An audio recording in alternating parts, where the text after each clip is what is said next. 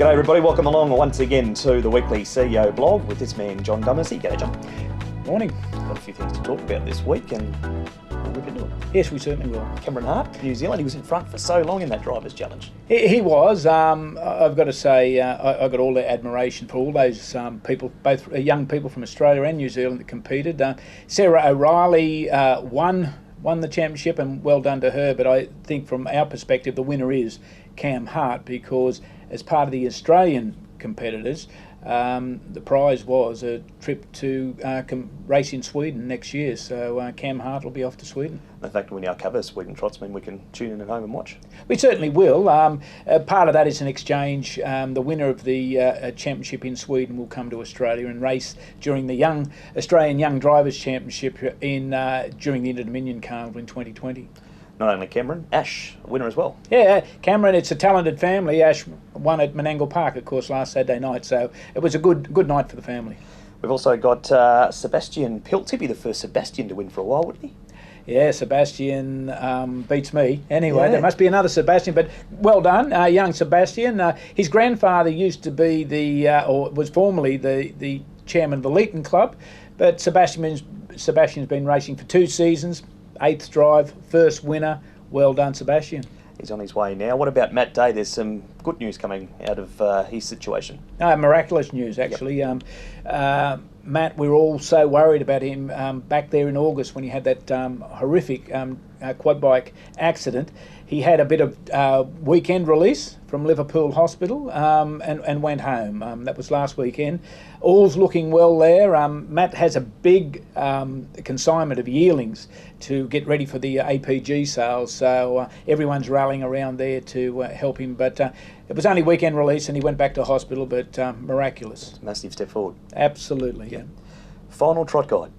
Yes, the last trot guide. So as Ross Higgins said, or Ted Bullpit, it was the only Bible to read if you wanted to know something about the trots. But Trot Guide commenced in 1948. It was harness and hobbles, morphed into Trot Guide in 1948. It's continued all these years. Many fantastic editions. A lot of great journalists worked on National Trot Guide. But tomorrow, Thursday, is the final printed edition.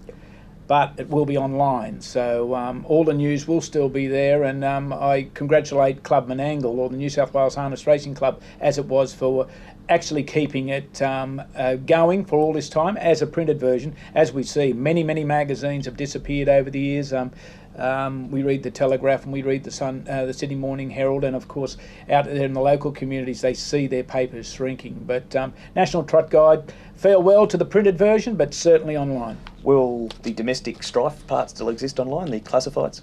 Well, they'll do their best.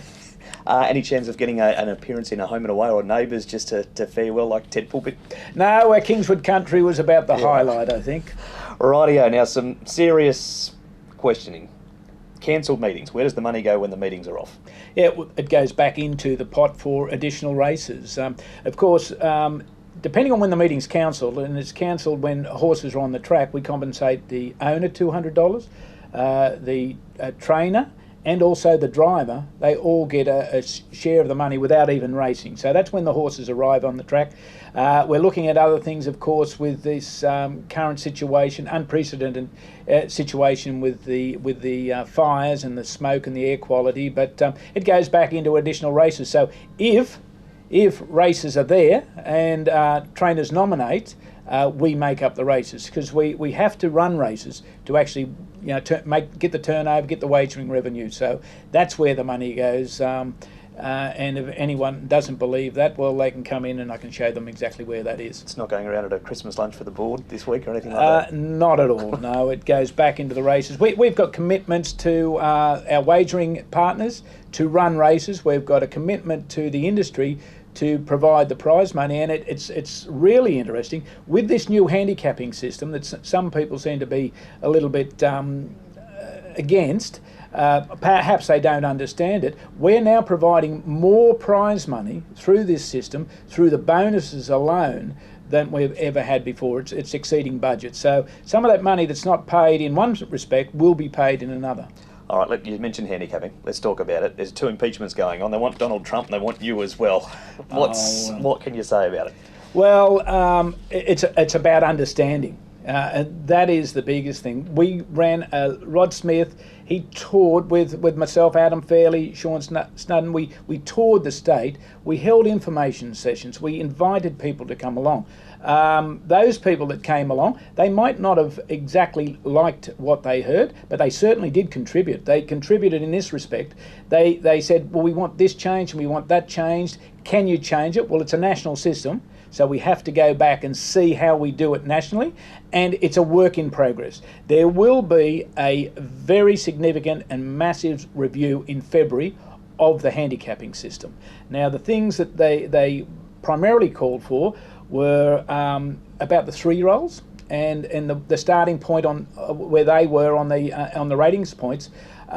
Difficult to move on a national basis, but we've got it on the table, and we'll run that argument on the table. But people have to look at the programs and see that we now run 3-year-old races for horses that haven't won a race. Well, you can't get much easier than that, and it's a really very much mirror image of what was before. I suppose the angst is, and that's what we're taking to the national table, is that the 2 free ones, as they're described as, aren't exactly there anymore, but the programming overcomes that to a certain degree.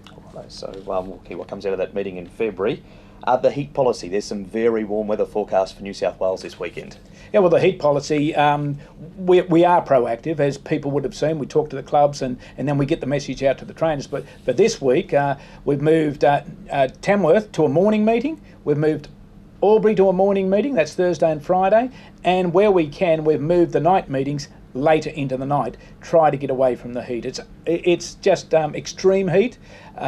We don't wish to lose these race meetings, but under the heat policy, trainers can withdraw their horses if they think the horse won't compete properly in the heat, or it may affect them. They can scratch them. There's no issues with that. There's no penalty, and it's also the same case with this air quality situation, which we've got no control over. We pray that the wind moves the air away, but we're also looking at the board are closely looking at it. We need to take a deeper dive to see exactly what it is. We have these trainers on this side saying, well, our horses are right to race. We have these trainers here who have an issue and a concerned issue that must be respected, that we don't wish to race and expose the horses. So that's where we are, but we will keep on looking at it. We've had the odd bushfire maybe next to a track on a race day, a one-off. We've never had smoke across Sydney like we've had it now. You can't even get the vets to agree. No, they can't. They've concerned, very much concerned. However, when we quiz them, do you know what the effect is? They don't know what the effect is, but they say there could be effect. So we have to listen to the could be. There could be an effect, so we have to adjust to that. So we've got commitments, as I said before, to the trainers and drivers and owners who want to race and those who don't. So we have to respect that. There at Menangle a couple of weeks ago, all horses were permitted to withdraw without penalty. Devastated a couple of the fields. Like I take, for example, Joe and Mary Rando. They were caught in a bushfire area. Whilst it was clear to race at Menangle, they believed it wasn't clear in their area. Stewards did the right thing, simply said, well, Joe, Mary, withdraw those horses. Well, they're a dominant force. As we saw the week after, they provided the first 4 in the trotters and almost got the first 5. Blake Fitzpatrick got in their road, but we're very, very focused on providing the best we can for everybody. So the stewards, Harness Race New South Wales, the participants, it should be just the common sense approach that it has been. And that's what it has to be. And it's new. It's an unprecedented incident that we're working with. The board will meet tomorrow, Thursday. They want to look at something with another policy. We've developed it. We think it's common sense, perfectly common sense, and that is to allow trainers to do what they think is best without penalty. If they can't train the horses, well, we can't have the horses on the track exerting themselves when they shouldn't and exposing the punting public to the fact that they might be betting on a horse which isn't fit enough. We'll have the news out of the board meeting next week. We certainly will. Have a good week. Same to you, Mark. Good week, everybody.